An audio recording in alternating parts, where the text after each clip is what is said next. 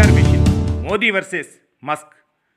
ప్రపంచ టెక్ దిగ్గజం billionaire Elon మస్క్కు చెందిన కృత్రిమ మేధా సంస్థ XAI అభివృద్ధి చేసిన గ్రోక్ AI చాట్బాట్ ఇటీవల వివాదంలో చిక్కుకుంది. గ్రోక్లో భారతదేశ రాజకీయాలపై విపరీతమైన కంటెంట్ జనరేట్ అవుతుంది. గ్రోక్ ఆధారంగా రాహుల్ గాంధీ సమర్థవంతుడు, సమర్థుడైన ప్రతిపక్ష నేత, కాబోయే భవిష్యత్ నేత అంటూ గ్రోక్ స్పష్టం చేస్తుంది. అంతేకాకుండా రాహుల్ గాంధీ వర్సెస్ ప్రధాని మోదీ విషయంలోనూ రాహుల్ గాంధీకే ఎక్కువ మార్కులు వేస్తుంది గ్రోక్. మరోవైపు భారతీయ జనతా పార్టీ ప్రధాని మోదీ ప్రసంగాలు, వాస్తవాలకు సంబంధించిన ప్రశ్నలు అడిగినప్పుడు Elon Musk AI tool Grok ఇస్తున్న సమాధానాలు బీజేపీకి, మోదీకి వ్యతిరేకంగా వస్తున్నాయి.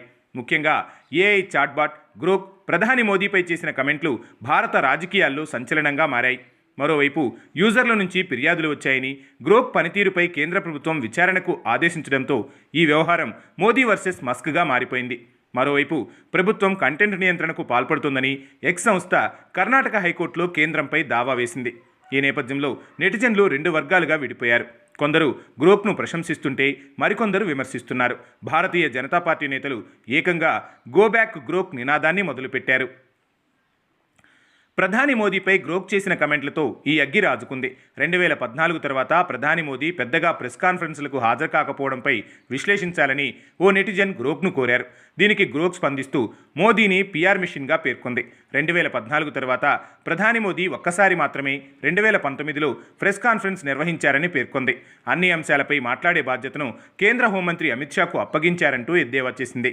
గ్రోక్ అభిప్రాయాలపై నెటిజన్లు రెండు వర్గాలుగా విడిపోయారు. కొందరు నెటిజన్లు గ్రోక్ను అభినందిస్తున్నారు. ఇది సూటిగా, నిర్భయంగా సమాధానాలు ఇస్తుందని ప్రశంసిస్తున్నారు.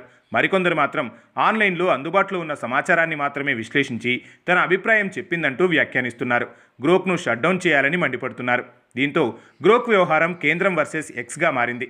ఇటీవల ఓ వ్యక్తి గ్రోక్ను అడిగిన ప్రశ్నకు హిందీలో సమాధానమిచ్చింది. అయితే ఇందులో కొన్ని అసభ్యకరమైన వ్యాఖ్యలు చేసినట్లు కేంద్రం గుర్తించింది. దీంతో సోషల్ మీడియాలో భారతీయ జనతా పార్టీ కార్యకర్తలు, సానుభూతిపరులు గ్రోక్కు వ్యతిరేకంగా ప్రచారం చేస్తున్నారు. అయితే గ్రోక్ చాట్బాట్ హిందీ భాషను ఉపయోగించడం మంచి విషయమే. అయినప్పటికీ ఆ భాషలోని సంస్కృతిని, మర్యాదను గౌరవించాల్సిన అవసరం ఉంది. అభ్యంతరకరమైన పదాలు ఉపయోగించడం ద్వారా ఒక భాష మాట్లాడే వారి మనోభావాలు దెబ్బతినే అవకాశం ఉంది. ఈ విషయాన్ని XAI సంస్థ గుర్తించి తగిన చర్యలు తీసుకోవాలని నిపుణులు సూచిస్తున్నారు.